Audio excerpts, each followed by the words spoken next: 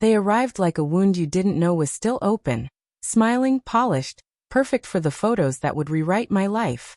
I should have seen it in the way she laughed too loudly, in the casual hand on my father's shoulder as if she owned the room, in the whispered conferrals with my bridesmaids that looked more like a takeover than support.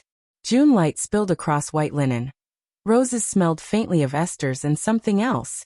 Nerves, anticipation, the metallic tang of something about to snap.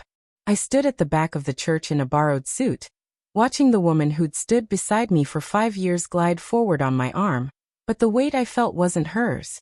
It was the knowing. The calendar on my phone with dates circled in her handwriting, the hotel receipts I'd found in the trash, the selfies with another man's face blurred in the corner. I had rehearsed rage 100 ways, storming out, a confrontation that would have fed the gossip mill for months. But tonight I wanted something quieter, colder, and far more permanent than an argument. I wanted to show everyone what she had tried to take. Not just the vows, but my dignity, my name. The future she thought she could rewrite as soon as she smiled at the camera. The ceremony began exactly as planned. Organ music rose and fell like a tide.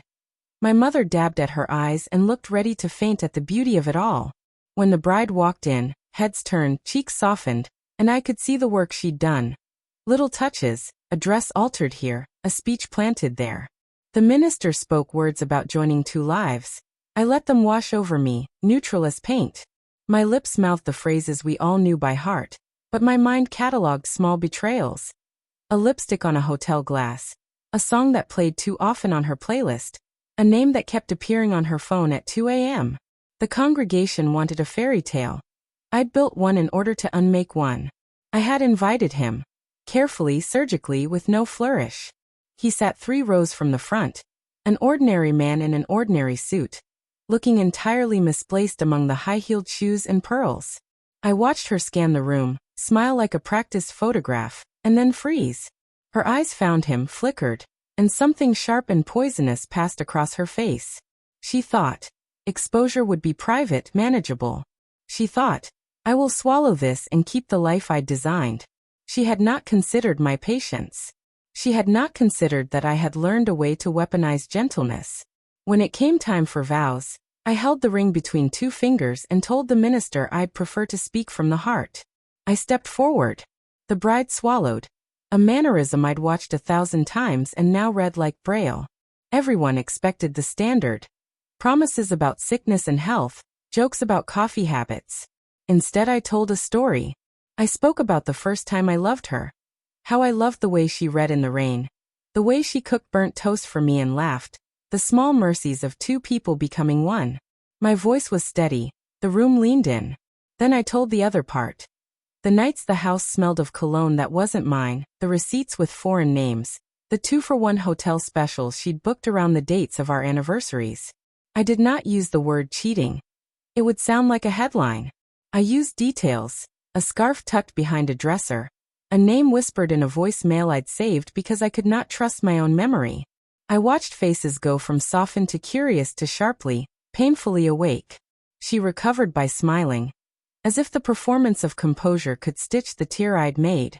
She mouthed denial, but her hands trembled just enough to betray her practiced poise. I had rehearsed the next step with surgical care. The usher carried forward a simple photo book, an album I'd prepared weeks earlier, supposedly a surprise from me to my new wife. Inside were pictures, vacations, dinners, our dog wrapped in a blanket, the ring I'd bought with trembling certainty. But between the normal photographs I'd had a second set. Images from the last 3 months, not of us, but of her. A cafe where she met him, the back seat of a car, 2 coffee cups on a rainy morning. I had hired someone to take what she thought were private strolls, and I had laid those photos next to the Polaroids of our honeymoon dreams. The congregation turned pages with me. Gasps came like stray bullets. My mother clutched at the edge of her seat. The bridesmaids' smiles cracked. For a moment the minister's words faltered. She stood up, voice flat as cut glass. "This is not how you," she began, and looked to the groom in a way that pleaded with him for salvation. Around us, people murmured, a chorus of shocked whispers threading through the pews like a cold draft. I turned to the man I'd invited. Up close, his jaw was set. He did not look like a villain or a savior. He looked like a man who had been kept in the dark. "We met for coffee," he said softly, as if he too were narrating a mundane life. "We did. But when she told me she was engaged, she didn't tell me who to be. I left when she asked me to. I left when I realized she was building someone else's future on lies." His face was incontrovertible, the plain, hard proof a trial could not dismiss. Her control crumbled like a brittle shell.